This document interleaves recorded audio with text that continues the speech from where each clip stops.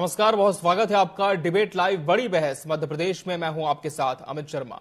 मध्य प्रदेश सरकार जीआईएस 2025 को ऐतिहासिक अवसर बता रही है। मुख्यमंत्री डॉक्टर मोहन यादव का दावा है कि ये समिट प्रदेश के विकास की नई इबारत लिख चुकी है। सरकार कह रही है जीआईएस 2025 से लाखों रोजगार अब पैदा होंगे, उद्योगों का विस्तार होगा और निवेशकों का अपार रुझान देखने को मिलेगा।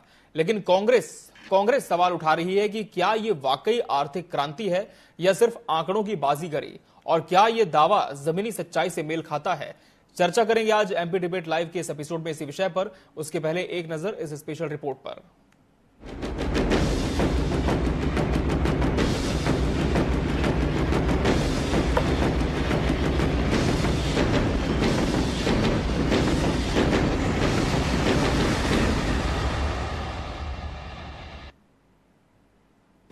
राजधानी भोपाल में आयोजित ग्लोबल इन्वेस्टर समिट का कल समापन हो गया।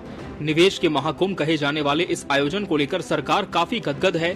सरकार के मुताबिक ग्लोबल इन्वेस्टर समिट में 26.51 लाख करोड़ के निवेश प्रस्ताव आए, 17.30 लाख रोजगार के अवसर सृजित होंगे, 85 से अधिक एमओयू साइन हुए, 60 देशों के 100 प्रतिनिधियों ने भाग लिया, 9 देशों ने पार्टनर कंट्री के रूप में उपस्थिति दर्ज कराई, 600 प्लस B2B और 5000 प्लस B2G बैठकें हुई। मुख्यमंत्री डॉक्टर मोहन यादव ने समापन समारोह में कहा कि और भी नई नीतियों का निर्माण होगा, जिससे निवेशकों को आकर्षित किया जाएगा, युवाओं के लिए रोजगार के नए अवसर पैदा होंगे, इंफ्रास्ट्रक्चर को और मजबूत किया जाएगा। इस यात्रा में मध्य प्रदेश सरकार देश विदेश के उद्योगपतियों से लगातार सतत संवाद करते हुए उनकी आवश्यकताओं एवं भविष्य की चुनौतियों को हमने समझने का प्रयास किया और निवेश को प्रोत्साहित करने के लिए एक रोड मैप तैयार किया। इसी परिप्रेक्ष्य में हम अपनी निवेश नीतियों और निवेश फ्रेंडली इकोसिस्टम पर लगातार कार्य कर रहे हैं, जिसके आधार पर निवेश प्रोत्साहन के लिए 18 नई नीतियां लेकर हम आए हैं, जिसका लोकार्पण आज माननीय प्रधानमंत्री जी के माध्यम से मध्य प्रदेश में पहली बार होने जा रहा है। वहीं कांग्रेस ने पिछली समिट्स का हवाला देते हुए सरकार से कुछ सवाल किए हैं।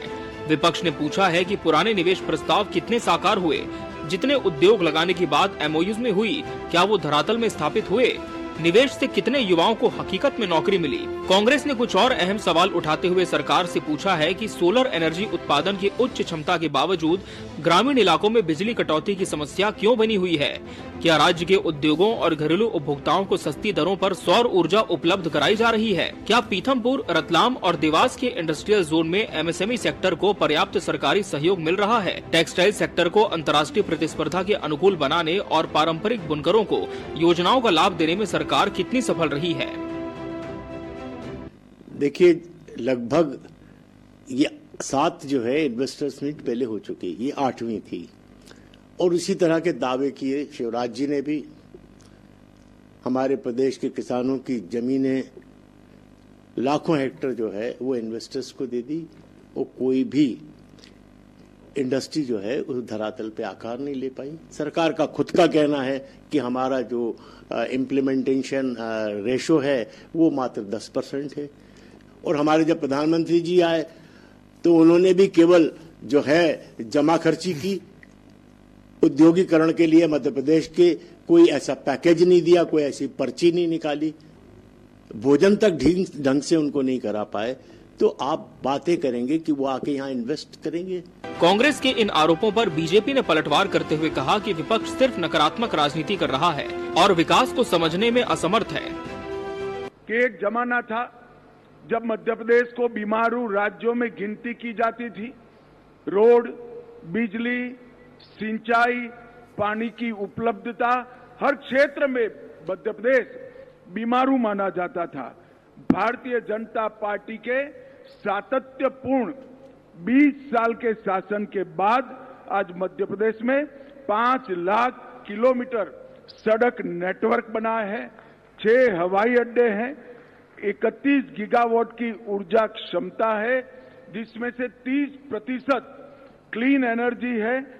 राज्य सरकार ने 2025 के वर्ष को उद्योग वर्ष के रूप में बनाने का तय किया है और ईज ऑफ डूइंग बिजनेस के लिए जन विश्वास विधेयक पारित करने वाला मध्य प्रदेश देश में सबसे पहला राज्य बना है। GIS 2025 का समापन मध्य प्रदेश में निवेश की एक नई शुरुआत बताया जा रहा है, क्योंकि GIS 2025 केवल एक निवेश समिट नहीं बल्कि भविष्य की रणनीति तय करने का अवसर था। GIS 2025 युवाओं और उद्योगों के लिए वरदान बनेगी या फिर सरकारी कागजों और मंचों तक सीमित रह जाएगी, इसका जवाब वक्त देगा। Bureau report, TV24 news.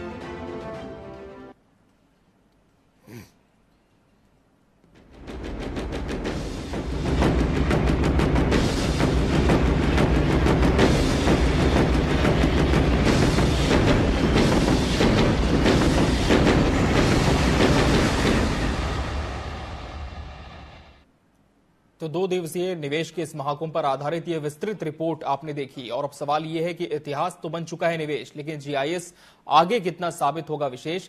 इसी विषय पर हम चर्चा की शुरुआत करते हैं खास मेहमानों के साथ जो पैनल में समय हमारे साथ जुड़े हुए हैं। हमारे साथ भाजपा प्रवक्ता सत्येंद्र जैन जी जुड़े हैं। सत्येंद्र जी, बहुत स्वागत है आपका इस चर्चा में। कांग्रेस प्रवक्ता समर सिंह जी प्रतिपक्ष का पक्ष रखेंगे। समर जी, आपका भी बहुत बहुत स्वागत है। और वरिष्ठ पत्रकार प्रवेश गौतम जी भी इस चर्चा का अहम हिस्सा है। प्रवेश जी, आपका भी बहुत बहुत स्वागत है। सत्येंद्र जी, सीधा सवाल आपसे यही है कि लगातार तैयारियां जारी थी निवेश के इस महाकुंभ को लेकर, अब चूंकि समिट संपन्न हो चुका है, कितना सफल इसे आप मानते हैं? देखिए अमित जी, सफल हमारा सफल मानते हैं और आगे भी सफलता के लिए लक्ष्य भी लेके चलते हैं जी। जिस प्रकार से इस मध्य प्रदेश में नेगेटिव जीडीपी, इंडस्ट्रियल जीडीपी थी, इंडस्ट्रियल ग्रोथ रेट नेगेटिव 0.6% थी, उसको हमने हमारी नीतियों के कारण बदला है और आज लगभग 25% की इंडस्ट्रियल ग्रोथ रेट से मध्य प्रदेश आगे बढ़ रहा है। और जिस मध्य प्रदेश में मात्र कांग्रेस की 10 साल सरकार रही, दिग्विजय सिंह जी और मैं बंटालाल, हम लोग हमारी सरकार इसीलिए कहती थी, हम लोग कहते हैं क्योंकि विकास अवरुद्ध हो गया था और ऋणात्मक जीडीपी थी, मात्र 350 करोड़ का 10 वर्ष में निवेश आया था। हमने अहर्निशम पुरुषार्थ किया, हमारी नीतियों ने इंडस्ट्रियल फ्रेंडली, हमारी सरकार ने इंडस्ट्रियल फ्रेंडली पॉलिसीज बनाई जी, उसका ही सुफल है। थोड़ा इको हो रहा है तो जी, चेक करवा रहे हैं, वॉइस चेक करवा रहे हैं तो हमारे जी इंडस्ट्रियल पॉलिसीज हमने जो बनाई हमारे, और जो हमने इन्वेस्टमेंट फ्रेंडली एटमॉस्फेयर क्रिएट किया, उसका ही सफल है कि आज सब कांग्रेसी मित्र कह रहे हैं कि 3.5 लाख करोड़ के आसपास का निवेश आ चुका है। जो भी इन्वेस्टमेंट समिट्स हुई हैं उन समिट्स में 10% आ गया। तो सोचिए आप, 10% आ गया तो हमने ये औद्योगिक क्षेत्र बनाए। जिस मध्य प्रदेश में 8-10 औद्योगिक क्षेत्र हुआ करते थे और ना उन इंडस्ट्रियल एरियाज में ना रोड था, ना बिजली, ना पानी था और ना काम करने की आवश्यक सुविधाएं होती वो भी नहीं थी। आज 300 से ज्यादा, 3 सैकड़ा से ज्यादा इंडस्ट्रियल एरियाज हैं मध्य प्रदेश में और सब में हमने रोड दिया, बिजली दी, पानी दी और वहाँ पे कंजीनियल वर्क एनवायरनमेंट दिया, जिसके कारण हमारी माताएं बहनें भी वहां पर काम करती हैं। पीरियोडिक लेबर वर्कफोर्स जो होता PLFS सर्वे, श्रमावधिक सर्वे, उसमें भी आया कि माता बहनों की भी भागीदारी बढ़ी है। तो ये काम हमने किया है और उसी के लगभग 4 लाख करोड़ का औद्योगिक निवेश इंडस्ट्री के माध्यम से मध्य प्रदेश में आ चुका। और हमारा लक्ष्य भी है कि हम कैसे इसको 10 लाख करोड़ के पास ले जाएं और कैसे हम इसको आने वाले समय में दीर्घकालीन लक्ष्य जो है 20 लाख करोड़ के आसपास का इंडस्ट्रियल इन्वेस्टमेंट हो जाए। आज मध्य प्रदेश में जीडीपी में उद्योगों का योगदान, जो पहले मात्र 70,000 करोड़ की तो जीडीपी हुआ करती थी मध्य प्रदेश की, और आज मध्य प्रदेश का ही लगभग 3 लाख करोड़ की औद्योगिक जीडीपी है। और क्या हम आने वाले 5 साल में इसको 6 लाख करोड़ कर दें और रोजगार भी हम 20 लाख से ज्यादा बढ़ाने का लक्ष्य लेके चल रहे हैं। उसी श्रृंखला में ये जो इन्वेस्टमेंट समिट हुई है, इन्वेस्टर समिट हुई है, ग्लोबल इन्वेस्टर समिट, उसमें लगभग 31 लाख करोड़ के प्रस्ताव आए हैं अलग अलग क्षेत्रों में। और सारे मध्य प्रदेश में होलिस्टिक डेवलपमेंट करने के लिए हमने जो रीजनल कॉम्प्लेक्स किए थे, उसके कारण हर क्षेत्र में विकास होलिस्टिक डेवलपमेंट हो, यही सरकार का ध्येय भी था। सत्येंद्र जी, मैं फिर आपके पास आऊंगा, समर जी का रुख कर लेते हैं। समर जी, सरकार तो कह रही कि सब कुछ बहुत ही बेहतर रहा और उम्मीदों से अच्छा निवेश भी समिट में आया है, लेकिन कांग्रेस इस पूरी समिट को किस तरह से देखती है? 7 समिट्स पे हम पहले ही चर्चा कर चुके हैं, 8वीं ग्लोबल इंडस्ट्रियल कॉन्क्लेव, इसे लेकर जो अपेक्षाएं थी, क्या मानते हैं मध्य प्रदेश के निवासी के तौर पर भी वो अपेक्षाएं अब पूरी हो सकती है? कोई बड़ी सौगात मध्य प्रदेश को इससे मिली आप देखते हैं? जी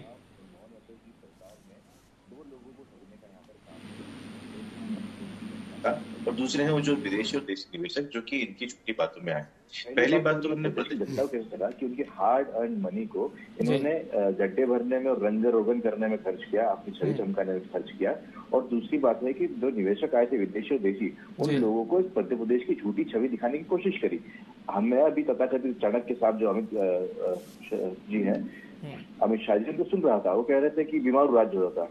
उनको शायद गूगल का नॉलेज नहीं है, ना वो पढ़ते हैं इस चीज को कि चौथा सबसे जो गरीब राज्य है वो मध्य प्रदेश है। कुपोषण में मध्य प्रदेश 5वें स्थान पर है, अपराध के अंदर जो है 7वें स्थान के ऊपर, और भ्रष्टाचार में राजस्थान और महाराष्ट्र के बाद 3रे नंबर पर है। अब इस प्रकार के ये प्रदेश को अगर आप वहाँ के गड्ढे भर दें, वहाँ की गरीबी को जो है कनातों से इससे ढाक दें, तो वो दूर नहीं होती। पहली बात तो यह है कि मध्य प्रदेश की सरकार को अपने द्वारा की गई पिछली 7 जो इन्वेस्टर मीट थी उनका पूरा ब्यौरा देना चाहिए था। उससे जनता से माफी मांगनी थी कि उन्होंने प्रयास किया, लेकिन वो प्रयास सफल नहीं हो पाया, वो रोजगार नहीं दे पाए, वो जो धरातल पे निवेश नहीं आ पाया।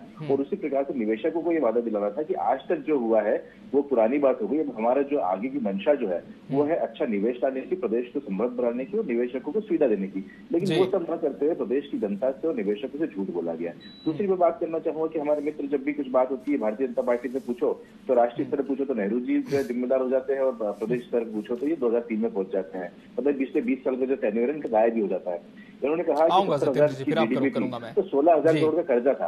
आज कर्जा देखिए 1 साल के अंदर 1.5 लाख करोड़ रुपए का जो है कर्जा इन्होंने ले लिया है 1.5 साल के अंदर। वो कौन भुगतेगा? इस प्रदेश की जनता भुगतेगी। मध्य प्रदेश की सरकार ने और मोहन यादव जी और शिवराज सिंह जी चौहान ने भी कोई कसर नहीं छोड़ी। दोनों ने ही प्रदेश की जनता को जहाँ तक इंडस्ट्री की बात करते हैं, आप रियो टिंटो देख लीजिए, आप रेमंड्स देख लीजिए, आप रेन टैक्सी देख लीजिए, और 2 कंपनियां जो थोड़ा बहुत आई थी इंदौर के अंदर, जो एयरपोर्ट वाले रोड पर देखा करता है कि 2 बड़ी बड़ी इंडस्ट्री, इन्फोसिस और टाटा, दोनों को जो है अब निवेश गलत तरीके से करने के लिए उनको नोटिस सर्व कर दिया गया है, और अंबानी जी से जो है वो जमीन वापस ले ली गई। तो ये सब चीजें इनके कार्यकाल में हुई है। इन्होंने सिर्फ इस इन्वेस्टर मीट के माध्यम से जनता की गाड़ी कमाई को जो है व्यर्थ करा है और अपनी छवि चमकाने का प्रयास किया। लेकिन वास्तविक इससे धरातल पर यह है कि मध्य प्रदेश ने पूरे भारत की जो आर्थिक हालत है वो जर्जर होती जा रही है। 16 लाख करोड़ रुपए जो है वो भारतीय निवेशकों को डूब गए हैं। शेयर मार्केट में 80 लाख करोड़ रुपए जो विदेशी निवेशक जो है बाहर निकाल चुके हैं। तो इस प्रकार की स्थिति में भारतीय जनता पार्टी ने देश को लाके खड़ा कर दिया है। और अभी जो जितने भी कार्यक्रम है सिर्फ एक पीआर एक्टिविटी है, फोटो खिंचवाने के इवेंट है। प्रवेश गौतम जी का रुख लेते हैं। प्रवेश जी, दोनों ही प्रवक्ताओं को आपने गौर से सुना, और एक बात जो बार बार कांग्रेस शुरू से कह रही है कि सिर्फ इवेंट होते हैं मध्य प्रदेश में और बड़े आयोजन बस हो जाते हैं, हम वाहवाही कर लेते हैं, लेकिन निवेश कुछ भी नहीं आता। लेकिन आप किस तरह से इस पूरी समिट को देखते हैं कि क्या ये जो आरोप कांग्रेस लगाती रही है, इस समिट के बाद कोई बदलाव इसमें आ सकता है, या फिर इसे सफल कहना जल्दबाजी आप मानते हैं? जी बिल्कुल, इसको अभी सफल होना तो जल्दबाजी होगी। और पिछले जो भी इन्वेस्टर समिट्स हुए हैं उनके डेटा अभी गवर्नमेंट ने ऑफिशियली रिलीज नहीं किए। पर जब भी मैं इन्वेस्टमेंट की बात करता हूं तो उसको समझना होगा कि मध्य प्रदेश कहाँ पिछड़ रहा है। मध्य प्रदेश में स्किल्ड मैन पावर की बेहद कमी है। आज भी हमारे यहाँ का जो युवा है, इंजीनियर है, जब पढ़ लेता है तो जॉब ढूंढने के लिए पहले महाराष्ट्र जैसे प्रदेशों का रुख करता है। दूसरा, हमारे यहाँ की ब्यूरोक्रेसी है वो इतना बड़ा हर्डल है किसी भी इंडस्ट्रीज के लिए। मेरा खुद का एक्सपीरियंस है, एक इंडस्ट्री के ओनर ने अपना एक्सपेंशन 400 करोड़ का इसलिए होल्ड किया था, मंडीदीप का मामला है, कि उसने लिखा था कि गवर्नमेंट जो डिपार्टमेंट है उसके कुछ ब्यूरोक्रेट्स या ऑफिशियल्स है वह उनको प्रॉपरली काम नहीं करने दे रहे हैं। अच्छा। इसके बाद में आपको बेसिक रिसोर्सेज की मध्य प्रदेश में तो नो डाउट है, लेकिन हमारी बिजली जहां तक मुझे पता है हमारी बिजली काफी महंगी है दूसरे स्टेट से जब हम कंपेयर करते हैं। हमारे पास जो ऑयल है, जो बेसिक रिसोर्स होता है, वो हमारे यहाँ बहुत महंगा है दूसरे स्टेट के कंपैरिजन में। प्लस जो लैंड बैंक गवर्नमेंट बात करती है वो अभी भी डेवलप नहीं हुआ है। आप सीहोर के पास जाएंगे, भोपाल के आसपास के इंडस्ट्रियल एरिया देखेंगे, इंदौर के देखेंगे, तो नए इंडस्ट्रियल एरिया में डेवलपमेंट अभी भी नहीं हुआ है। जैसे लैक ऑफ वाटर सप्लाई है वहां पे। अब मैं बात कर लेता हूँ जो ये 18 पॉलिसी और नियम की इन्होंने बात की है सरकार ने, इसमें भी काफी लैकुनास दिखते हैं। पर एक जो सबसे प्लस पॉइंट मैंने जीआईएस में देखी है वह यह है कि प्रधानमंत्री नरेंद्र मोदी जी ने स्वयं आकर कहा है कि वह मध्य प्रदेश के साथ है। ये एक बहुत बड़ा मॉरल बूस्टर साबित हो सकता है उद्यमियों के लिए जो यहाँ पे निवेश की संभावना तलाश रहे हैं। पर मोहन यादव जी के लिए चैलेंज है हमारे प्रदेश की ब्यूरोक्रेसी को कैसे डील करेंगे। और आई एम श्योर आपको भी पता होगा, एक छोटा सा नामांतरण के लिए मुख्यमंत्री ने पटवारियों को बोला भी था और एक योजना भी चलाई थी कि आपकी जमीन के नामांतरण सेवा गारंटी में हो जाएंगे, वो आज तक नहीं हो रहा है, जो बहुत छोटे काम है। तो करोड़ों की जब इन्वेस्टमेंट होते हैं तो नंबर ऑफ परमिशंस रिक्वायर्ड होती है। हम बात कर ले फायर सेफ्टी की, हम बात कर ले बिल्डिंग परमिशन की, हम बात कर ले एनवायरमेंट लॉज की, तो ये बहुत कम लोगों को पता होगा शायद कि राज्य सरकार के अधीन कुछ इनमें से कई लॉज आते ही नहीं है। जैसे एनवायरमेंट लॉ ईटी एक्ट के तहत आता है, उस पर स्टेट गवर्नमेंट कोई भी एक्शन या अमेंडमेंट नहीं कर सकती है जब तक सेंट्रल न चाहे।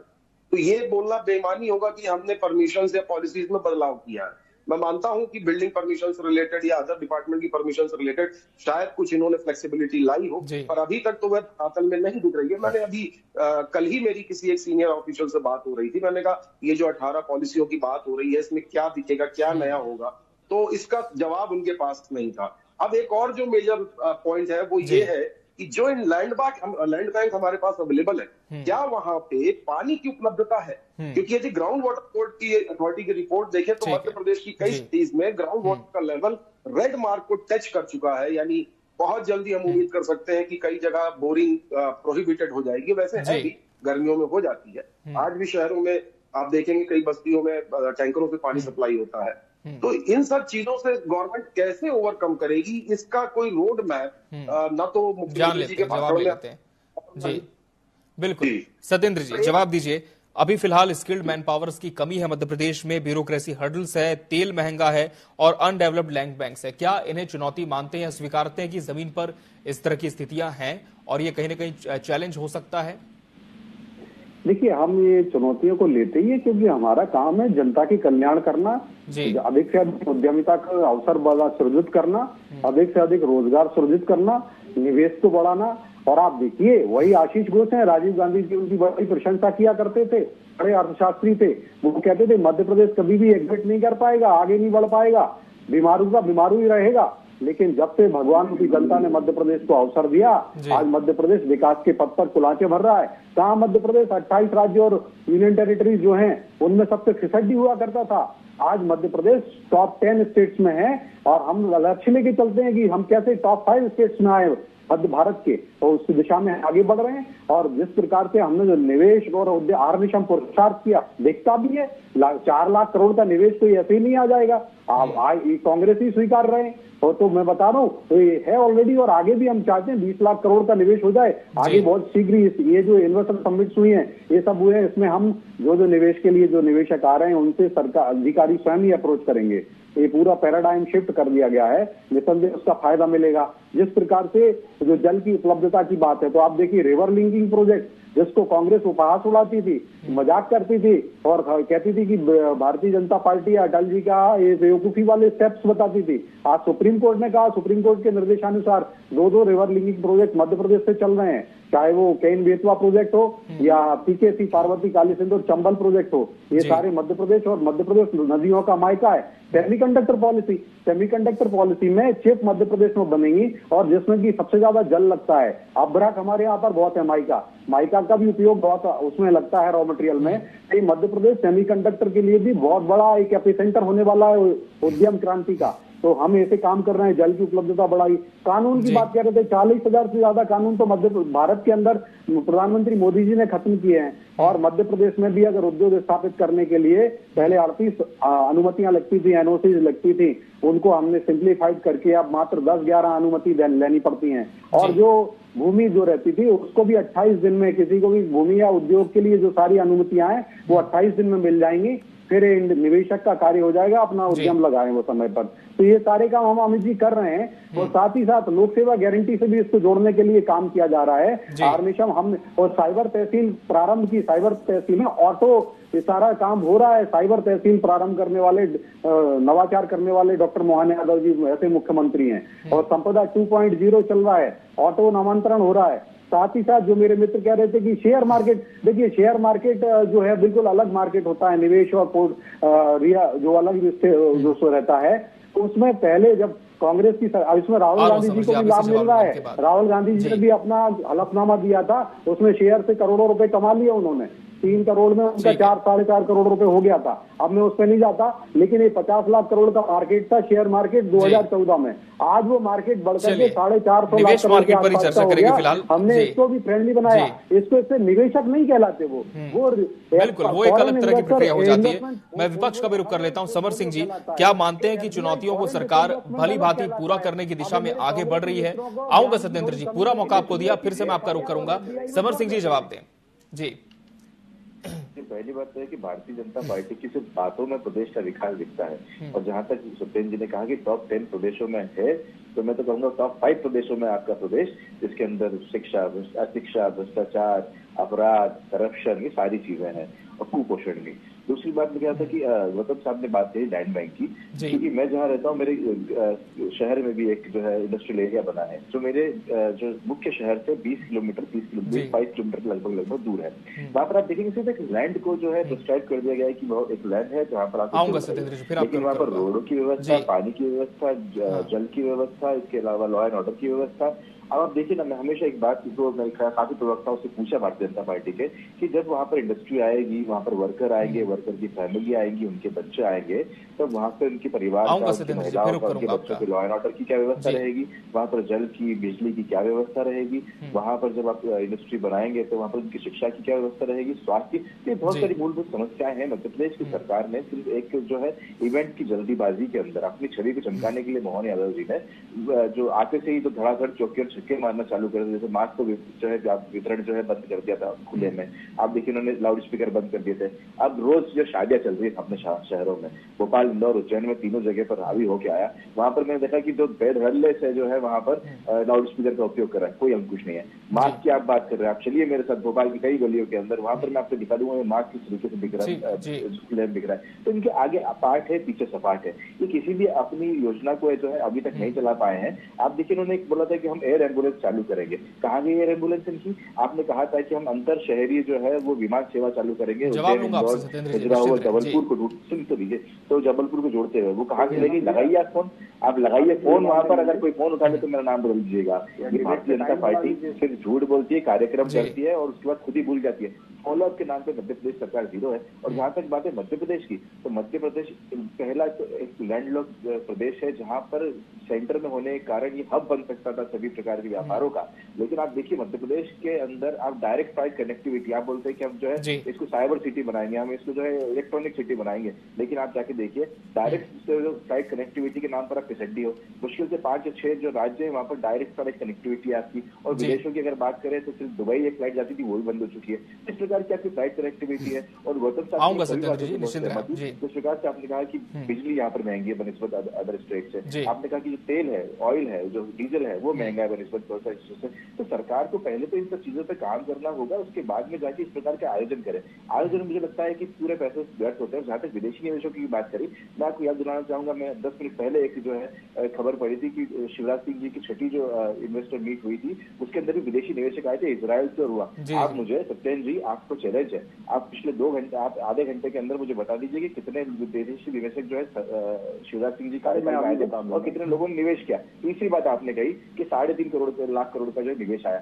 अमित जी मैं आपको बताना चाहूँगा, 3.5 लाख करोड़ की जो योजनाएं थी, मतलब जैसे आज मैंने एक योजना चालू करी, वो 1 लाख करोड़ की है, तो मैंने उसको स्टार्ट किया है, बट वहां पर इन्वेस्टमेंट कितना करा है? 10-20 हजार रुपए या 10-20 हजार करोड़ रुपए का। तो इस प्रकार से कार्यक्रम चल रहे हैं इनके।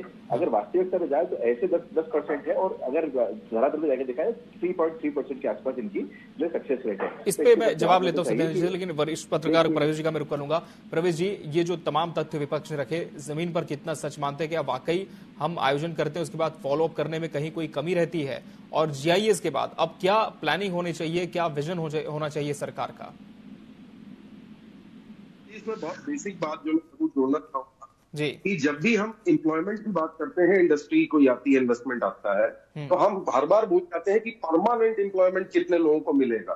क्योंकि जैसे ये जो 30 लाख करोड़ का आंकड़ा बताया गया, इसमें NHAI के भी प्रोजेक्ट के कॉस्ट जुड़ी हुई है। जो सड़क बनाएगी, सड़क किसी एरिया में 1-1.5 साल में कंप्लीट हो जाएगी, उसने 100 लेबर को रोजगार दिया, लेकिन उसके बाद वो फिर बेरोजगार हो जाती है। इस पे सरकार नहीं करती है।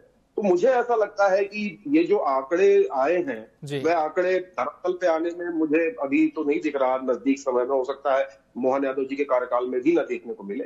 पर एक चीज जो मुझे पॉजिटिव दिख रही है वो है हमारे मुख्य सचिव की अप्रोच, जिन्होंने एक लाइन कही है कि हर महीने जो कंसल्टिंग पीएस है वो इसका रिव्यू करेंगे, तो वो एक इंपॉर्टेंट बात है। दूसरा, मैं एक चीज और जोड़ना चाहूंगा, किसी भी प्रदेश में यदि इंडस्ट्रियल इन्वेस्टमेंट लाना है जिससे रोजगार मिले, टैक्स आमदनी हो, उसके लिए हमें भेल जैसे बड़े यूनिट्स लाने होंगे। छोटे छोटे एमएसएमई इन्वेस्टमेंट में आप बहुत ज्यादा रोजगार नहीं दे सकते। जैसे अब मैं सोलार प्रोजेक्ट की बात करूं, कंस्ट्रक्शन होने के बाद वहां पे कितने मैन पावर का एम्प्लॉयमेंट जनरेट होगा, ये इंपॉर्टेंट बात है अमित जी, जो सरकार नहीं बता पा रही है या शायद बताना नहीं चाह रही। मैंने ये सवाल कई बार पूछा भी है पर इस पर कोई खुल के नहीं बोलता। भेल हमारा सबसे बड़ा इंडस्ट्री थी जिसने भोपाल को पहचान दी, उसकी वजह से आसपास गोविंदपुरा जैसे इंडस्ट्रियल एरिया बने, लेकिन पिछले कुछ सालों में यदि हम देखें तो भेल रिवाइव नहीं कर पा रही है, बंद, धीरे धीरे उसका कैपेसिटी डाउन हो रही है, तो उसकी जो एंसिलरी यूनिट्स थी गोविंदपुरा में वो बंद हो रही है। यही कारण है मध्य प्रदेश में इंडस्ट्रीज का जो एमएसएमई है वो पनप नहीं पा रही है ज्यादा, और सरकार का ध्यान इसमें कम है। जैसे मैं सीमेंट इंडस्ट्री की बात कर रहा हूँ, विंध्य क्षेत्र में वहां एक सीमेंट इंडस्ट्री आती है तो हजारों लोगों को रोजगार देती है परमानेंट, लेकिन वहीं पे यदि छोटा सा फैब्रिकेशन यूनिट होगा तो बामुश्किल 10 लोगों को रोजगार देगा। तो इस पे हमें फोकस करने की आवश्यकता है, और मुझे उम्मीद है कि हमारे मुख्यमंत्री मोहन यादव जी इस पर जरूर विचार करेंगे और मुख्य सचिव भी इस पर बात करेंगे। और जो आंकड़े हैं वो धरातल पे मुझे नहीं लगता कि मुख्यमंत्री मोहन यादव के कार्यकाल में देखने को मिलेंगे। सत्येंद्र जी, क्या मानते हैं कि अभी और इंतजार करना होगा आंकड़ों को धरातल पर आने का? देखिए, डॉक्टर मोहन यादव जी की सरकार, भारतीय जनता पार्टी की सरकार हर उस पत्थर को टर्न कर रही है जिससे निवेश आए, जिससे रोजगार बढ़े, जिससे उद्यमशीलता बढ़े। हम जॉब सीकर नहीं बनाना चाहते युवाओं को, जॉब क्रिएटर बनाना चाहते हैं और उस दिशा में हम काम कर रहे हैं। चाहे वो हमारा संत रविदास एशिया का सबसे बड़ा स्किल पार्क हो, चाहे वो हम अनेक योजनाओं के द्वारा लाभ देने का काम हो, चाहे स्काई योजना हो, चाहे हम इंडस्ट्रियल इन्वेस्टमेंट के जो काम कर रहे हैं उस दिशा में मील के पत्थर सिद्ध हो रहे हैं। और जिस प्रकार से मेरे मित्र कह रहे हैं, देखिए बीएचईएल के बहुत सारी टेक्नोलॉजीज बदली, बिल्कुल सही, ये कुछ चीजें आई कि गोविंदपुरा इंडस्ट्रियल एरिया में, लेकिन आज गोविंदपुरा इंडस्ट्रियल एरिया में लगभग 1500 से ज्यादा इंडस्ट्रीज हो गई और उन्होंने अपने कस्टमर बेस बढ़ा लिया। बीएचईएल का काम तो वो करते ही करते हैं, साथ साथ वो एबीवी का काम करते हैं, वो एल्स्टॉम का काम करते हैं, वो क्रॉम्पटन का काम करते हैं और वो रेलवे का काम करते हैं। वो ऐसे अनेक, देखिए आप अपने बुके में अगर ज्यादा से ज्यादा फूल लगाएंगे, इसी प्रकार उन्होंने अपने बुके के अंदर ना ज्यादा से ज्यादा कस्टमर संग्रहित कर लिए। तो एक जगह से काम नहीं आता तो बहुत सारी जगह से काम कर रहे हैं। और आज एमएसएमई सेक्टर भारत का इतना सुदृढ़ हो गया है कि जो भी एमएसएमई प्रोड्यूस कर रहा है उसका लगभग 45% या 50% हम कह सकते हैं, they are doing export of it. और आज हमारे भारत का जो $800 बिलियन से ज्यादा का एक्सपोर्ट हो गया है, जो सर्विसेज और प्रोडक्ट सब मिला करके $800 बिलियन के बाद बड़ा होना एक बहुत बड़ी उपलब्धि है। और एमएसएमई सेक्टर हमारे भारत का ग्रोथ इंजन है। हमारे मध्य प्रदेश में एमएसएमई हमारी लाइफ लाइन बना रही है और सभी जो उद्यमी आ रहे हैं उन सबका हम स्वागत करते हैं। और उसमें जो छोटे एमएसएमई सेक्टर में आते हैं वो हमारे मध्य प्रदेश के ही निवेशक होते हैं, तो हमें बड़ा आनंद आता है, हमें संतोष प्राप्त होता है कि हम मध्य प्रदेश के लोगों को उद्यमशीलता की ओर लेके जा रहे हैं। और आप देखिएगा वह दिन दूर नहीं जब मध्य प्रदेश में जो निवेश है वो 20 लाख करोड़ के आसपास का हो जाएगा। हम जो लक्ष्य, दीर्घकालीन लक्ष्य, और जो कांग्रेस बताए अंबानी को 330 करोड़ रुपए के, जब 2018 में इनकी सरकार थी कमलनाथ की 15 महीने की, और जिसमें 80,000 करोड़ रुपए के इन्होंने अपने निवेश के प्रस्ताव लाए थे, उसमें 1,000 करोड़ की फलित नहीं हो पाए थे हमने, लेकिन हम सभी के लिए काम करते हैं। और 330 करोड़ रुपए माफ कर दिए थे, राइट ऑफ कर दिए थे अंबानी के। आपको बता देता हूं मैं, तो ये आप करने वाले सब कांग्रेसी हैं। जवाब दीजिए समर सिंह जी, क्या ये जो प्रस्ताव है आप मानते हैं कि उद्योग स्थापित होंगे अब प्रदेश में? आप देखिए, आप बगरौदा चले जाइए। ठीक है सत्येंद्र जी, जवाब ले लेते, जल्दी से समय कम रह गया है। समर सिंह जी जवाब दीजिए। जी बिल्कुल बिल्कुल सत्येंद्र जी, इसी पर जवाब ले लेते हैं, अभी के कार्यकाल पर जवाब ले लेते हैं। समर सिंह जी जवाब दीजिए। जी नर्मदा प्रोवाइड करने का डिबेट खराब करते हैं इस प्रकार से बीच में इंटरप्ट करके। जी समर सिंह जी जवाब दीजिए, समय कम रहेगा सत्येंद्र जी। जी समर सिंह जी बात रखें अपनी। आपके पास में सारी पावर थी सर, जी आपके पास में सारे बटन से श्रीमान, आप इनको म्यूट कराइए तो हमको हमसे सुन लीजिए। देखिए, जो इन्वेस्टर मीट की जो सफलता है, कल हमने शाम को हमारे जिस प्रकार थाली लूटी गई हमारे सामने आ गई है, और वो मुझे नहीं लगता कि वहां पर 10-20 जो बड़े बड़े उद्योगपतियों को अगर छोड़ दिया जाए तो इन्हें चुप कराइए, पहले आप चुप हो जाइए सर सत्येंद्र जी। ठीक है। वहां पर 10-20 अगर बड़े उद्योगपतियों को छोड़ दिया चलिए, तो GIS संपन्न हो चुकी है, लेकिन इसके बाद भी आरोप प्रत्यारोप का जो दौर है वो देखने को मिल रहा है। बहरहाल समय हमारे पास इतना ही था इस चर्चा के लिए। आप सभी मेहमानों का बहुत बहुत धन्यवाद हमसे इसमें जुड़ने के लिए और इसका हिस्सा बनने के लिए। इसी के साथ बड़ी बहस डिबेट लाइव मध्य प्रदेश में आज के लिए फिलहाल इतना ही। मुझे और मेरी पूरी टीम को दीजिए इजाजत। नमस्कार।